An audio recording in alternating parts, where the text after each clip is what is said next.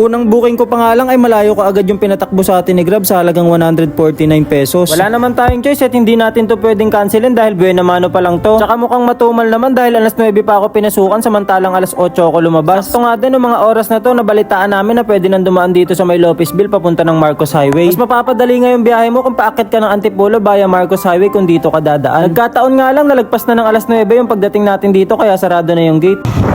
Nakausap ko si Tata, yung isa sa lokal dun sa may gate, at ang sabi niya ay 6 to 9 at 48 lang daw yung bukas ng gate. Kaya nga wala na akong no choice kundi baybayin tong matraffic na Marcos Highway. After 15 minutes nga ay nakarating na tayo sa customer at kumita na kaagad tayo ng 149 pesos. Mula nga Antipolo ay binaybay ko papunta dun sa amin sa may Marikina kung saan ako tumatambay at wala nga akong nakuwang booking. Kaya antemano ay balik ako sa may pwesto kung saan ako tumatambay at naghihintay ng booking. Akala ko nga na ako lang yung mag-isang matumal pero hindi dahil marami pala akong kasamahang Grab rider na nakatambay lang din. Ganito lang pala ginagawa ko dito pagka umaga nagpapalamig sa aircon habang nag-aantay ng booking. Pagtapos nga ng 30 minutes ay wala pa rin pumasok kaya lumipat na ako sa kabilang tambayan. Pero ang ending ay nagkayayaan na lang kami kumain doon sa may karinderya na kinakainan namin. Ang lulupit nga dahil wala pang kinikita ay may gastos na agad.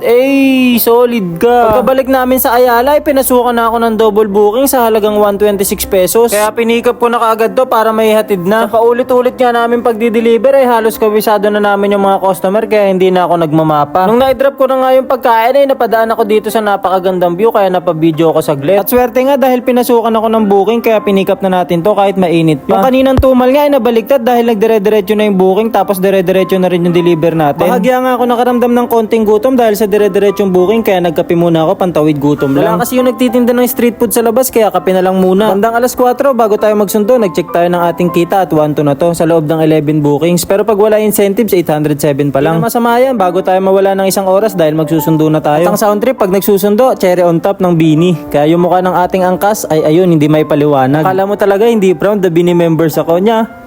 Charot lang, baka maniwala itong mga to. Pero kidding aside, na-pick up na natin si Madam sa kanyang trabaho. At bandang 5:35 nung makabalik tayo sa may tinatambayan natin dito sa may Pure Gold Ayala Marikina Heights. At pagtapos nga ng 10 minuto ay pinasukan na tayo ng Starbucks dito sa may Ayala pa din, halagang 57 pesos. Starbucks nga yung merchant na natutuwa ako dahil 80% ng pick up ko sa kanila halos laging ready na yung pagkain or yung kape. Kaya yung makukonsume na oras ay yun doon na lang sa pagdi-deliver mo sa customer. Marami pa rin kasing merchant na halos sabay lang yung pasok ng booking sa store nila sa booking sa amin kaya mas maganda sana kung advance. Para sana yung mga kagaya kong driver ang magiging time consuming na lang sa kanila is yung pag-pick up tsaka yung pag-deliver. Nabot na nga tayo ng dilim at tuloy pa rin tayo sa pag-pick up at pag-deliver. May schedule kasi ako na hanggang alas 8 kaya kailangan kong tapusin to kahit maggabi na. 6 PM na nga to ng gabi at lumabas na yung pahiwating na Grab na take a break. Sakto naman na biglang bumuhos yung malakas na ulan kaya naman siguro ito na yung panahon para mag-break ako. Kaya antemano suot kapote na tayo sabay uwi. At yung Grab app natin ay pinatay na rin natin dahil baka makansilan pa tayo dahil malakas na ang ulan. Dahil maaaring maka-apekto ang cancellation sa performance natin. Yun lang, salamat.